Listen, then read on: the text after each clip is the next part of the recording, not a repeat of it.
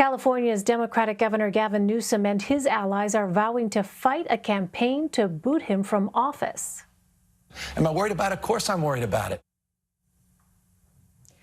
In a string of TV appearances this week, Newsom admitted the recall effort against him likely has enough signatures to move forward. Wednesday is the final day to sign the petition, which started last summer. Organizers believe they have more than the 1.5 million signatures necessary to trigger a runoff election. Several Republicans have already thrown their hats into the ring. After initially receiving praise for his strict pandemic response, Newsom faced backlash after he was caught flouting his own advice against indoor dining without a mask. This week, the state's Democratic Party launched its first ad tying the recall effort to former President Trump and far-right extremists.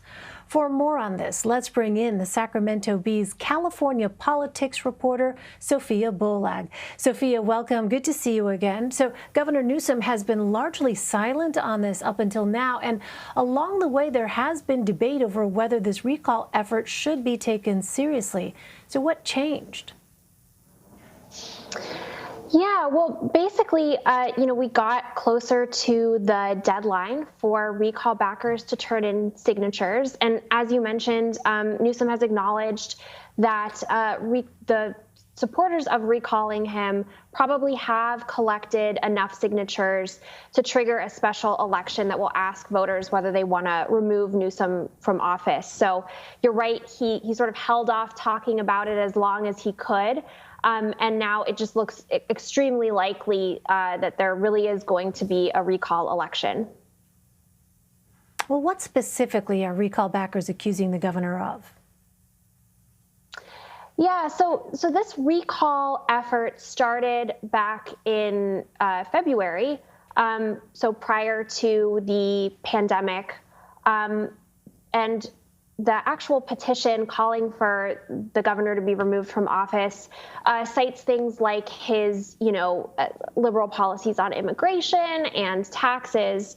But since the pandemic, many people have decided that they want to support this recall because they disagree with Newsom's policies on forcing businesses to close or, restricting types of activities that you can do in California.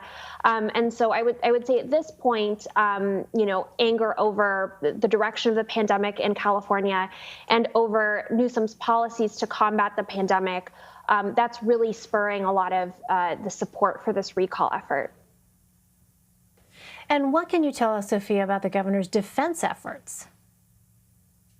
Yeah, so as you mentioned, Newsom and the Democrats starting Monday have launched an anti-recall campaign. They are putting out a campaign ad trying to tie this recall effort to Republicans, particularly Donald Trump, who is not very popular in California. And Newsom has also been making the rounds, doing appearances on national TV. He was on MSNBC and CNN yesterday and the day before. He's really been, coming out to really tout the policies that he thinks he can take credit for, that particularly vaccination efforts, which at the moment in California is vaccinating a lot of its residents, has really ramped up its vaccination efforts after a relatively slow start. He's also pointed to negotiations that he did with the legislature to free up a lot of money to send direct checks to Californians in addition to the checks they're getting from the federal government, and to provide help to small businesses. So those are some of the policies he's pointing to as he's arguing that he should not be recalled. Well, Sophia, are there any through lines of people signing on to support the recall? Specifically, is there truth to the governor's claim that this is a Republican-led effort? Yeah, so, the most prominent backers of the recall are Republicans. There have been a lot of national Republican figures who are not from California, particularly Mike Huckabee, Newt Gingrich, who have been weighing in on the recall and donating money so there is some truth to this being at this point a Republican effort. The supporters of the recall who have been collecting signatures to put it on the ballot, they say that about 30% of their signatures that they've collected are from people who aren't Republicans, but that means about 70% are. So yes, much of the support for the recall effort at this point is Republican support. So it looks like the recall will have enough signatures to move forward, as we said. What happens next, Sophia?